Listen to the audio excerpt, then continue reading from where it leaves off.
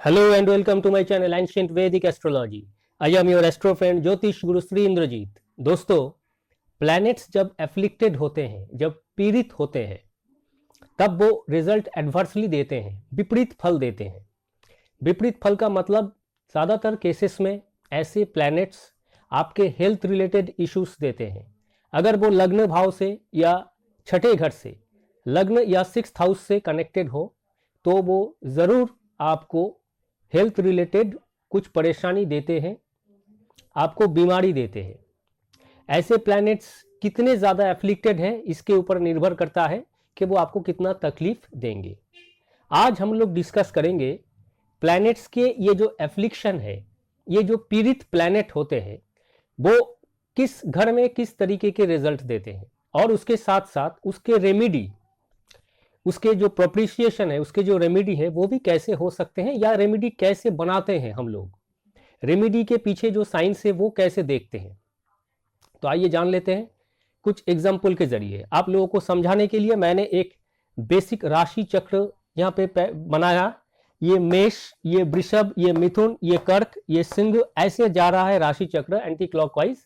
ये सारे जोडियक को मैंने इस तरीके से लिख दिया। ये एरीस है, मेष है, ये वृषभ है, ये मिथुन है, ऐसे जा रहा है।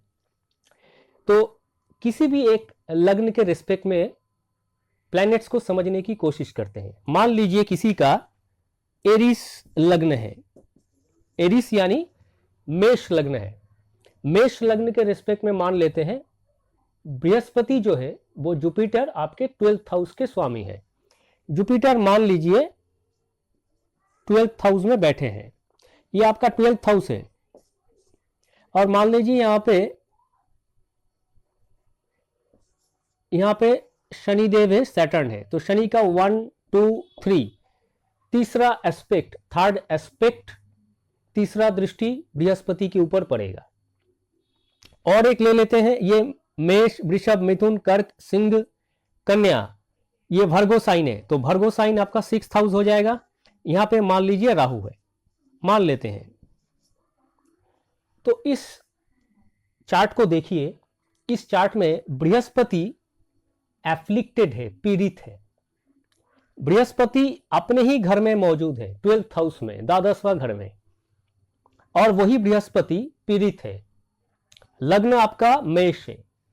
शनि यहाँ पे अपने तीसरे दृष्टि से बृहस्पति को देख रहा है। शनि कौन है? पाप ग्रह है। हम लोग हमेशा जानते हैं कि पाप ग्रह से संबंधित जो भी दृष्टि या कंजंक्शन है वो प्लैनेट्स को, बाकी सारे प्लैनेट्स को पीड़ित करते हैं, पीड़ा देते हैं, कष्ट प्रदान करते हैं उन सब प्लैनेट्स को। इसके चलते हुए सारे प्लैनेट्स विपरीत फल देते हैं, एडवर्स रिजल्ट देते हैं। ये बृहस्पति द्वादशवां घर में बैठा है, शनि उसको देख रहा है, तो इससे द्वादशवां घर और द्वादशवां घर के जो मालिक बृहस्पति दोनों ही पीड़ित होते हैं, एफ्लिक्टेड होते हैं। अब देखिए, ये जो 6th हाउस है बृहस्पति के जस्ट ऑपोजिट, क्योंकि बृहस्पति द्वादशवां घर में है, तो जस्ट ऑपोजिट 6th हाउस में, भर्गो में, कन्या राशि में राहु है। तो राहु बृहस्पति को ऑपोजिट दृष्टि से देख रहा है। तो बृहस्पति के साथ आप कहोगे कि भाई यहाँ पे तो केतु भी है।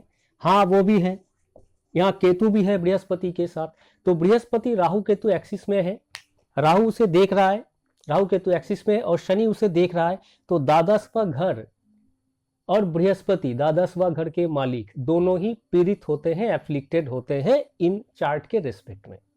अगर ऐसा हो गया तो क्या होगा? द्वादशवां घर आपके नींद का होता है, स्लीपिंग का होता है। रात में जो इंसान सोता है, रेस्ट करता है, उसका नींद का होता है द्वादशवां घर। तो द्वादशवां घर का मालिक बृहस्पति और द्वादशवां घर दोनों ही इतना खराब तरीके से अगर पीड़ित हो जाएगा।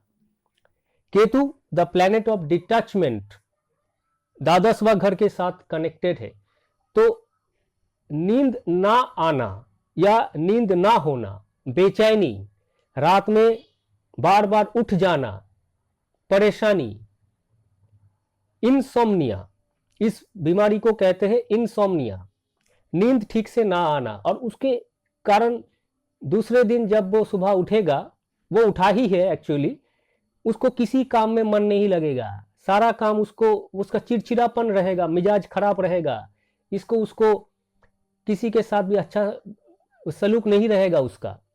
सारा काम काज बिगड़ जाएगा। नींद ठीक से ना आना, रेस्ट, उसका शरीर ठीक से मतलब रेस्ट कर ही नहीं पाया, ये लगातार चलता रहेगा। इन लोगों को एक आदत सी पड़ जाती है, नींद की गोली लेना इन लोगों की एक आदत सी पड़ जाती है, उसका साइड इफेक्ट भी पड़ जाता है, बहुत मुश्किल हो जाता है। तो ये इनसोम्निया वाला सिचुएशन है, नींद ना होना, द्वादशवा घर एफ्लिक्टेड है। तो पीड़ित ग्रह बृहस्पति यहाँ पे कैसा रिजल्ट दे रहे हैं आप लोग समझ रहे हैं। अब कहोगे कि भाई इसका रेमेडी क्या करे, तो इसका कुछ ना कुछ प्रोपिशिएशन रेमेडी तो होनी चाहिए सिर्फ इस सिचुएशन के लिए। इस केस में देखिए, राहु और शनि बृहस्पति के साथ कंजंक्शन में नहीं है, केतु तो है, डिटैचमेंट है, तो शनि का तीसरा दृष्टि और राहु का जो एस्पेक्ट है बृहस्पति को कष्ट दे रहा है। तो इन दोनों प्लैनेट्स की प्रोपिशिएशन करनी चाहिए, रेमेडी करनी चाहिए। और शनि का ज़्यादा से ज़्यादा रेमेडी फास्टिंग से होता है, उपवास रखने से होता है, और वो उपवास भी एक सही दिन में शुरू करनी चाहिए तरीके से। वो आप कमेंट बॉक्स पे कमेंट कीजिएगा, मैं बता दूंगा कि किस तरीके से वो शुरू करनी चाहिए। तो शनि और राहु की मंत्र का याप करना और शनि का फास्टिंग यानी शनिवार का उपवास रखनी चाहिए एक पर्टिकुलर प्रोसेस से। तो इससे क्या होगा, इससे ये इनसोम्निया वाला जो सिचुएशन है, कोई रिंग वगैरह, कोई स्टोन्स वगैरह धारण करने से काम नहीं होगा इस केस में। खास करके यहाँ पे मंत्र का सही ढंग से याप करना और उस जो प्लैनेट्स बृहस्पति को कष्ट दे रहे हैं उनको शांत करना ही तरीका है। नेक्स्ट आ जाते हैं एक दूसरे चार्ट में। इस चार्ट में देखिए, ये मेष, ये वृषभ, तो ये वृषभ लग्न का चार्ट है।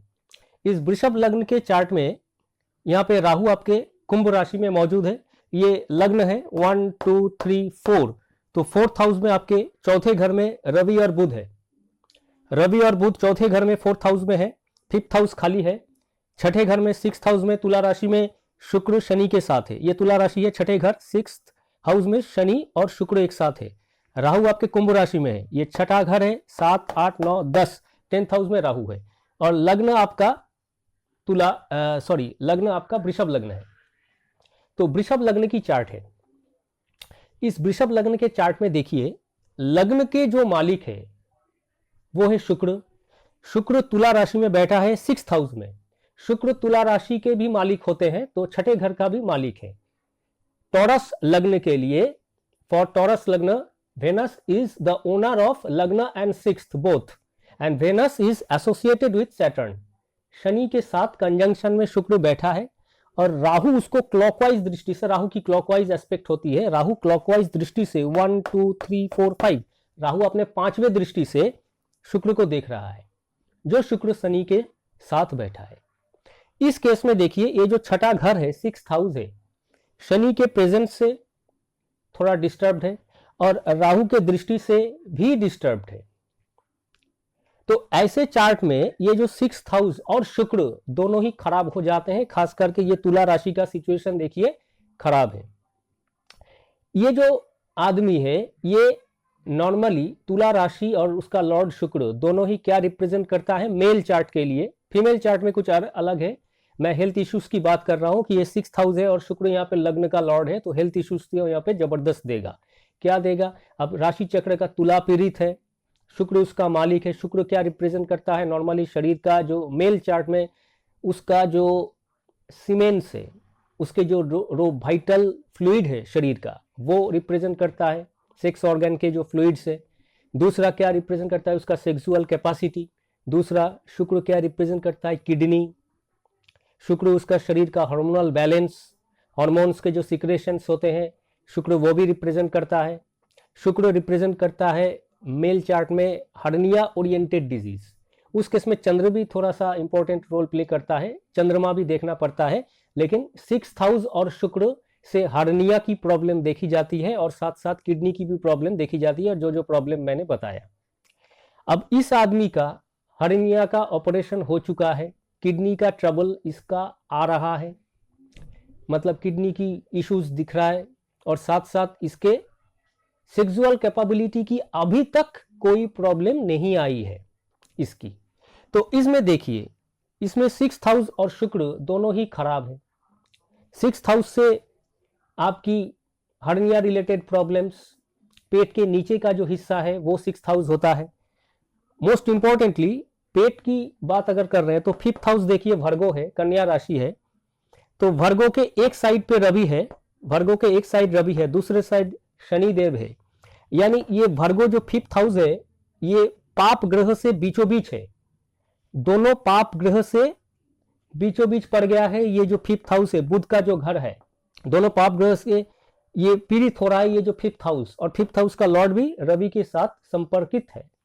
तो अगर इस आदमी की हेल्थ की ठीक करने की जरूरत है, इसको बीमारी से या तकलीफ से बचाने की जरूरत है, तो इसकी रेमेडी कैसे करें? इसकी रेमेडी करने के लिए देखिए हम शुक्र को पावर नहीं दे सकते, हालांकि शुक्र लग्न लॉर्ड है, क्योंकि शुक्र को पावर दे देंगे तो शुक्र आप भेनस आपका 6th हाउस का भी मालिक है, तो शुक्र को पावर देंगे तो 6th हाउस भी पावरफुल हो जाएगा, बीमारी और बढ़ जाएगा। 6th हाउस से बीमारी देखी जाती है, तो लग्न को यहाँ पे पावर नहीं दे सकते। तो बीमारी को ठीक करने के लिए 6th को हटाना है, यानी 5th को पावर देना है। 5th यानी पंचम घर, 5th हाउस का मालिक बुध है, तो बुध को पावर देना है। Drink water regularly treated in the sunlight in a green bottle. Green colour Budh का होता है, ग्रीन कलर के बॉटल में पानी को रख के उस पीने वाले पानी को सनलाइट में रख देना है, सनलाइट में उसको ट्रीट करना है और फिर इसको पी जाना है। बुध को इस तरीके से ट्रीट करने से 5th हाउस पावरफुल होगा और इस आदमी का हेल्थ रिलेटेड इश्यूज थोड़ा कम होगा। ये रेमेडी है इस आदमी को ठीक करने के लिए।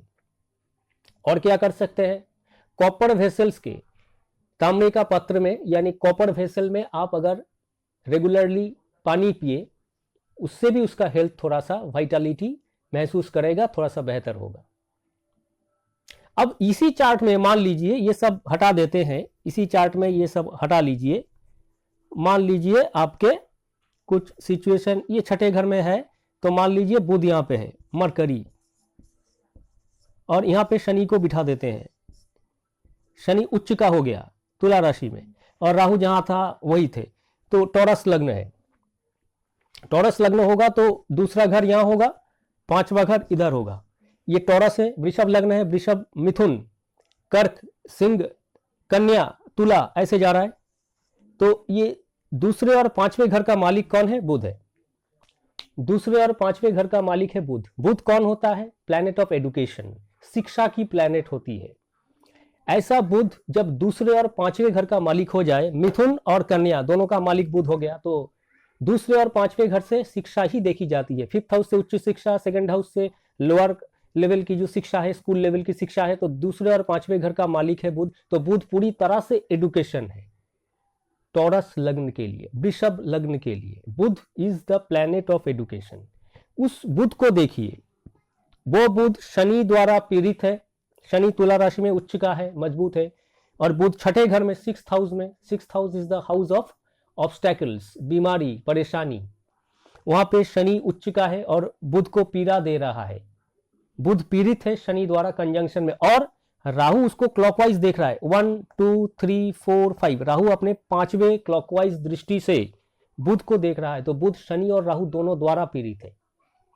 ऐसे केसेस में देखिए इस आदमी का शिक्षा में बाधाएं, शिक्षा को कंप्लीट ना कर पाना, कम से कम उच्च शिक्षा में बहुत ज्यादा प्रॉब्लम दिख जाएगा, क्योंकि बुध तो एजुकेशनल प्लैनेट है और दूसरे और 5वें घर का मालिक भी है, तो पूरी तरह से शिक्षा है, पूरा शिक्षा ही इसका बिगड़ जाएगा।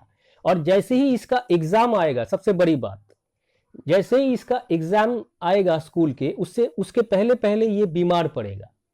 एग्जाम से पहले ही ये बीमार पड़ जाएगा। मान लीजिए 10 दिन बाद एग्जाम है, तो ये तो अब बीमार पड़ जाएगा, और इसी के कारण ये या तो फ्रस्ट्रेटेड फील करेगा या तो वीकनेस फील करेगा, इसका एग्जाम में रिजल्ट अच्छे नहीं आएंगे। बुध बैठा है 6ठे घर में, 6th हाउस में, बीमारी के घर में बैठा है, इसीलिए इसको अपने शिक्षा में बहुत बाधाएं फेस करनी होगी। शिक्षा कंप्लीट करना ही मुश्किल हो जाएगा अगर बाकी सारा प्लैनेट सपोर्ट ना करे तो। शिक्षा में बाधा कंफर्म्ड है एकदम से।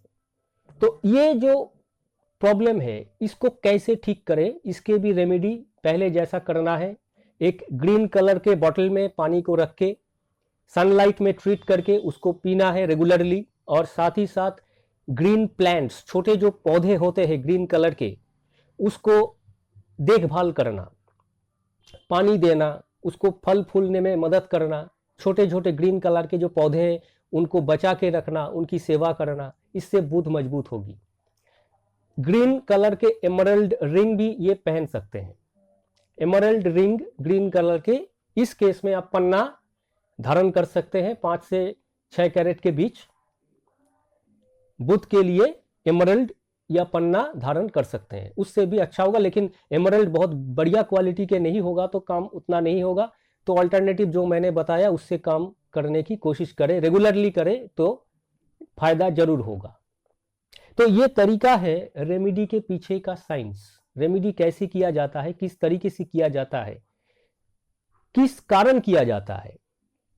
रेमेडी का कोई अपने हेल्थ को ठीक करने की कोशिश करता है, कोई अपने पढ़ाई लिखाई को ठीक करने की कोशिश करता है, कोई अपने बिजनेस को ठीक करने की कोशिश करता है। तो हर काम के लिए एक ही रेमेडी नहीं होता है। आप एक एमरल्ड ले आके पहन लेंगे तो आपके सारे प्रॉब्लम उसके कारण ठीक नहीं हो जाएगा।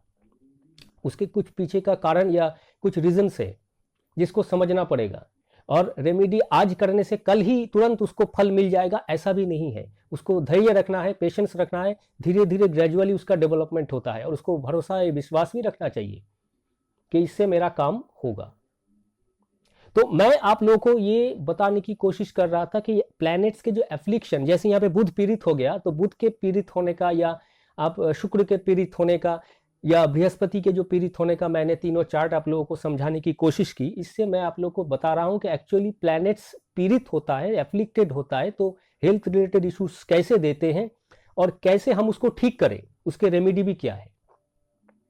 आशा रखते हैं वीडियो आप लोगों को जरूर समझ में आया। अगर पसंद आया तो एक लाइक जरूर दीजिएगा दोस्तों, और चैनल पे अगर आप लोग नए हो तो चैनल को सब्सक्राइब करके बेल आइकन को जरूर प्रेस कीजिएगा। तो फिर मिलेंगे एक नए वीडियो में कुछ बेहतरीन जानकारी के साथ। तब तक के लिए धन्यवाद।